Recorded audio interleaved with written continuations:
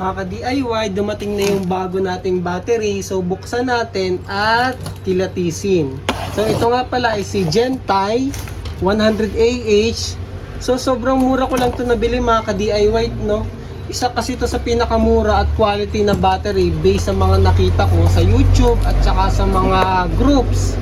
So nabili ko siya ng 7K lang mga ka-DIY.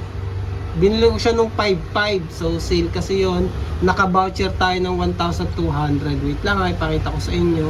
So ayan, ang presyo niya ay 8,700 pero nabili ko lang siya ng 7,499 kasi meron tayong voucher. So nabili ko siya ng ano lang, 7,499. So murang-mura na yan para sa isang 100AH battery, lithium iron phosphate, good quality at meron ng BMS. So sa package, buksan natin. So ito yung kanyang mga tornilyo, may kasama pang panghigpit, manual. Mukha namang quality yung manual, no? Maganda yung print, hindi mumurahin, hindi malabo. Pati yung configuration, paano siya i-set up, at yung kanyang voltages, state of charge, kada voltage.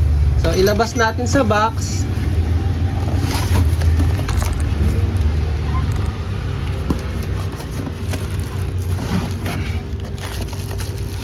Ay, naku po, nasirapan.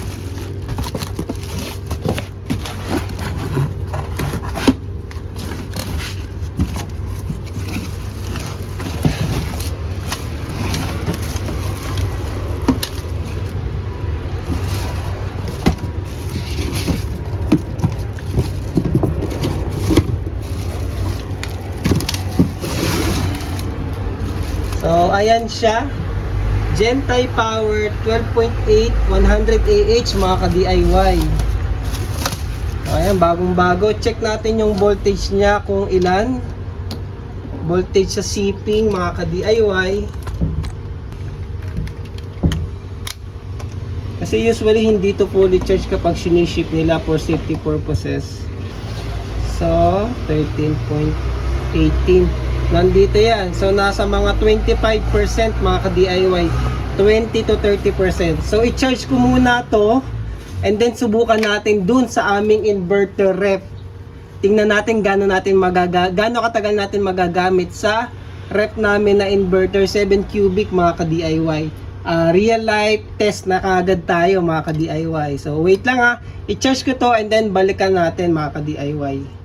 So ayan mga ka-DIY, charging na siya. Balikan natin. So ayan, charging na siya ngayon ng 60 watts. Pero tataas pa yan, mababa pa kasi yung voltage eh. 100 watt charging, medyo matagal-tagal to. So pag na fully charge, go na tayo sa ating testing gamit yung aming ref mga ka-DIY.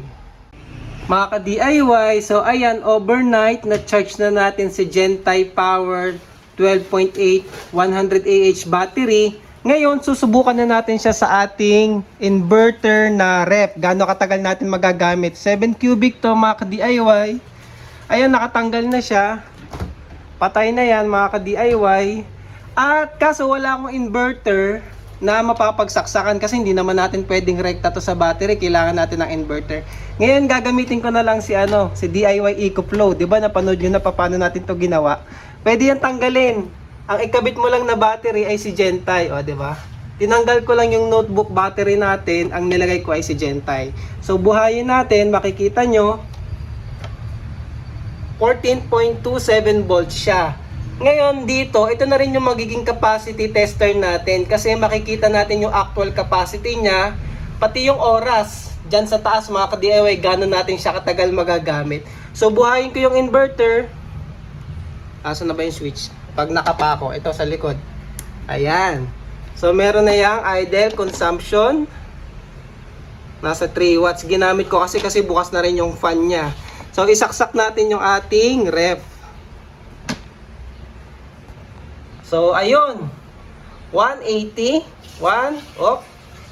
Ayan. Yung ref kasi yan, bubuelo pa yan mga ka-DIY. So hintayin lang natin. Tataas yan.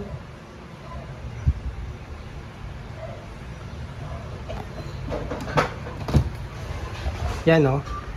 Hindi naman agad-agad yan. So, hintay-hintayin lang natin. So, sisipa yan. Malamig pa kasi yung rep eh. So, hindi pa sumisipa yung compressor niya, no? Kasi malamig pa yung rep. Kakatanggal ko lang kasi, kumbaga fresh pa yan. Maya-maya, ipakita ko na lang mga ka-DIY kapag sumipa na yung compressor niyan kung ilang watts yung actual consumption ng ating rep. Ganon kasi yan eh, kapag lalo inverter type. Ano yan, lalakas yan, mabubuhay, lalamig, and then mamamatay. And then kapag medyo kailangan niya na ulit magpalamig, saka ulit yan mag-on. Ganon ang ating mga inverter type na rep mga ka-DIY. So ayan, after 7 minutes mga ka-DIY, nakikita nyo dito sa ating timer, kumukonsumo na yung rep natin ng 100 watts. So ayan, gumagana na siya.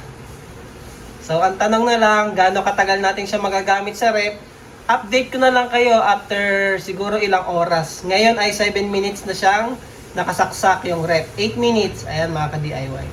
So balikan ko kayo mamayang hapon mga ka-DIY pag mga nakailang oras na. So ayun lang, update ulit mamaya mga ka-DIY. So update lang mga ka-DIY, ngayon ay 10:30 PM. Working na siya for 11 hours and 34 minutes. Oh, malapit na mag 12 oras yung rep natin. Gumagana gamit itong ating Gentile battery mga ka-DIY. So, nakikita nyo yung actual capacity natin ngayon ay nasa 62,500 mAh or 62 AH. So, konti na lang mapupuno na natin yung 100 AH. Sana umabot hanggang bukas ng umaga, no? Kasi mag-aalas 12 na. Ay, 11 PM pala. So, sana umabot kasi kung hindi, tunaw yung laman ng rep. Pero, tingnan natin. Matipid naman yung paggabi na eh. So, hindi na masyado mabubuksan yung rep kasi tulog na kami. Kaya, malamang aabot yun ng umaga. Sana. So, ngayon, naka-idle na ulit siya. Kaya, 5 watts na lang yan. Pero, kapag sumipa yung compressor, umaabot siya ng 120, 130. Yung pinakamataas na nakita ko mga ka-DIY. So, malakas na malakas pa yung battery natin kasi, ayan o, 13.3 pa siya. Pero once nagsipa yan ng 130, babagsak yan. Normal lang yun mga ka-DIY. Ganun talaga kapag may load yung battery na LiPo. Bumabagsak talaga yung voltage yan, lalo kapag mataas yung load. So, ayan. 62,000 mAh. 62 AH na siya mga ka-DIY. So, legit na legit. Balikan natin bukas ng umaga. So, ayun mga ka-DIY. After 23 hours and 13 minutes, so 12 volts, 12.2. So malapit na malobat yung ating battery. Grabe no, 115 AH. Pero usually dapat nasa 105 lang yan. Mas mataas kasi yan dahil nga yung discharge natin mababa lang naman. Umabot kasi ng 23 hours eh. Pero kung i-discharge natin yan ng normal lang, kagaya yung mga capacity tester natin, dapat 8 hours lang. Sakto yan, nasa 105 or 100 AH mga ka-DIY. Pero since gamit natin siya sa rep, paiba-iba yung wattage niya. Minsan 6 watts, 7 watts, 66 watts, tapos minsan 130 watts. So iba-iba kasi yung wattage niya. Pero ayun, base naman dito, mataas talaga yung capacity niya mga ka-DIY. Biruin nyo naman, halos 24 hours nakakabit yung ating rep. Hayaan ko na yan mamatay, pero tingin ko aabot yan ng 24 hours mga ka-DIY eh.